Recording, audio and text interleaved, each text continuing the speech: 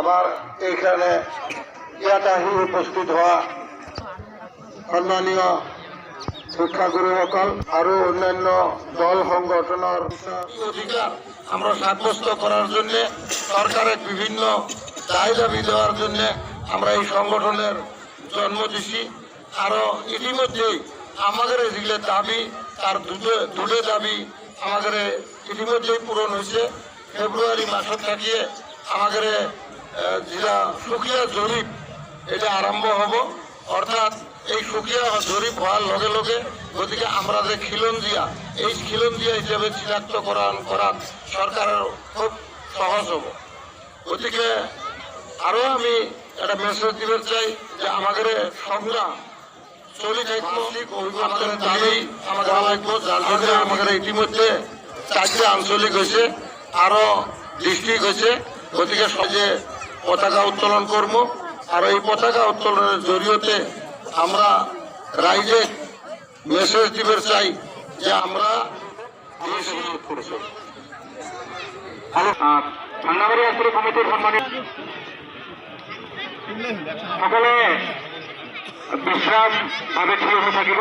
পতাকা উত্তোলন হওয়ার লগে লগে আমি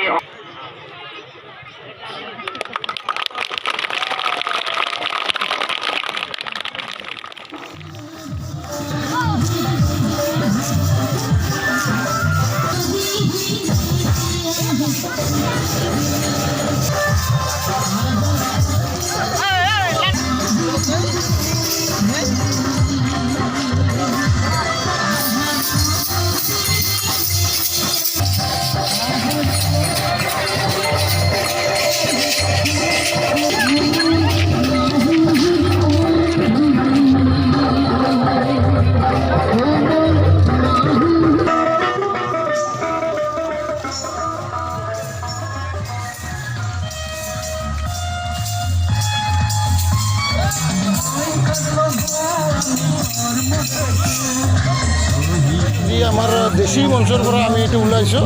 এইটো আচলতে আমাৰ দুটা আঞ্চলিক, পানবাৰী আৰু আমাৰ ভাংনাবাৰী আঞ্চলিক, এই দুই আঞ্চলিকৰ জৰিয়তে আমি যি শোভাযাত্ৰা ওলাইছোঁ। এই শোভাযাত্ৰাৰ জৰিয়তে আমি মেছেজ দিব খুজিছোঁ যে আমি দেশী গৰীয়া মৰীয়া আৰু দেশীসকল আমি অসমৰ খিলঞ্জীয়া ভূমিপুত্ৰ। গতিকে আমি চৰকাৰক কিছু দায় দাবী আমি জনাইছোঁ।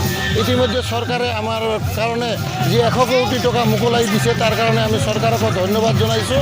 ইয়াৰ উপৰিও আমাৰ যিখিনি দায় দাবী আছে, আমাক সুকীয়া এটা জৰীপ কৰিব লাগে যে আমি যিবিলাক খিলঞ্জীয়া দেশীসকল আৰু গৰীয়া আৰু মৰীয়াসকল আমাক এটা সুকীয়া জৰীপৰ জৰিয়তে গতিকে আমাক খিলঞ্জীয়াৰ অধিকাৰ দিব লাগে। এই এটা মেছেজ আমি অসমবাসীক দিব খুজিছোঁ।